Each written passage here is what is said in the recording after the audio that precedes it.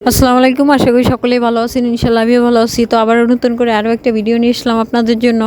তো আশা করি সকলেই পাশে থাকবেন এবং পাশে থেকে একটু হলেও সাপোর্ট করার চেষ্টা করবেন। তো যাই হোক, আজকে আমি ঘর পরিষ্কার করব এবং আমার যে ঘরে ছিল ফার্মি থেকে শুরু করে আপনারা দেখছেন আমি ব্রাহ্মা মুরগি নিয়ে আসছিলাম। তো ওই মুরগি তো এখন আর নাই, যেহেতু তাই আমি খাঁচাগুলো ঠিক করলাম, পরিষ্কার করলাম এবং এইদিকে দেখেন এই দুইটা কোয়েল পাখি সুন্দর একসাথে শুয়ে আছে, ফ্যান ছাড়া আছে, গরম হালকা। তো হয়তো মনে হয় ফ্যানের বাতাসে ভালো লাগতেছিল, এই জন্য ওরা একসাথে শুয়ে আছে। তো এটা দেখে আমরা বুঝতে পারি এইটুকু অন্ততপক্ষে যে পশু পাখির ভিতরেও কিন্তু কি আছে, মায়া, মমতা, ভালোবাসা, স্নেহ সব কিছুই আছে, আমরা দেখি। তো যাই হোক, আপনারা একটা বিষয় খেয়াল করবেন যে দুইটা কবিতর বা দুইটা মানে যে কোনো ধরনের যদি অ্যানিমেলস বা প্রাণী থাকে, তারা কি একে অপরের হয়তো দেখা গেছে গা চুলকায় দিবে বা ঠোঁট দিয়ে মাথার পিঠের লোমগুলা দেখবেন যে মানে এলোমেলো করে দিচ্ছে বা ঠোকর দিয়ে দিয়ে, যাই হোক ওইটাতেই আমরা বুঝতে পারি যে একজনের প্রতি আরেকজনের যে একটু হইলেও ভালোবাসা বা দয়াময় আছে, ওইটা দেখে আমরা বুঝতে পারি। তো এটা আসলে অনেক একটা ভালো লাগার বিষয়।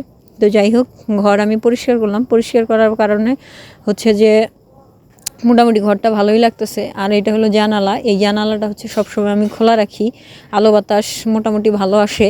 আর এইদিকে টাইগার মুরগি।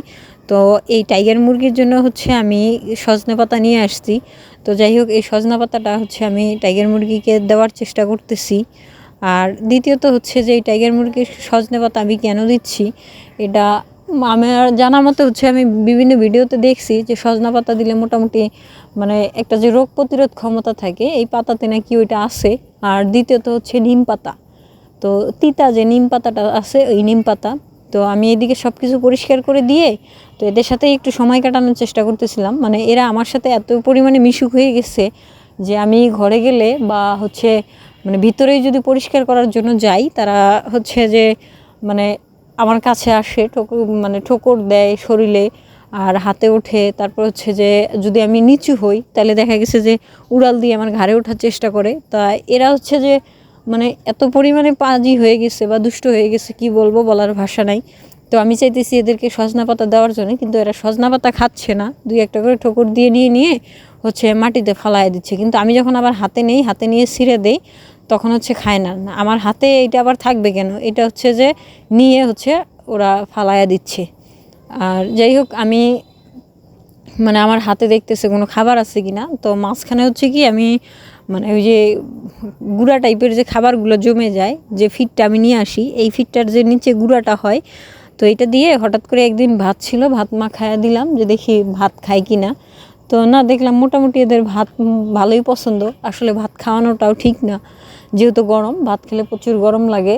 তো আমি ওইটুকুই দিলাম, দেওয়ার পরে দেখা গেছে কি যে ওইটা মোটামুটি এনজয় করে খাইলো তারা। এখন থেকে যে আমি যদি ঘরে যাই এবং হাতটা যদি বাড়ায় দেওয়ার চেষ্টা করি, তাহলে ওরা কি ওই ভাত খোঁজে যে হাতে করে ভাত আছে কিনা। কারণ আমি ওই সময় যখন খাওয়াইছিলাম তখন হাতে করেই খাওয়াইছিলাম, এজন্যই কি ওরা হাতটা দিলেই আগে খোঁজে যে এখানে ভাত আছে কিনা।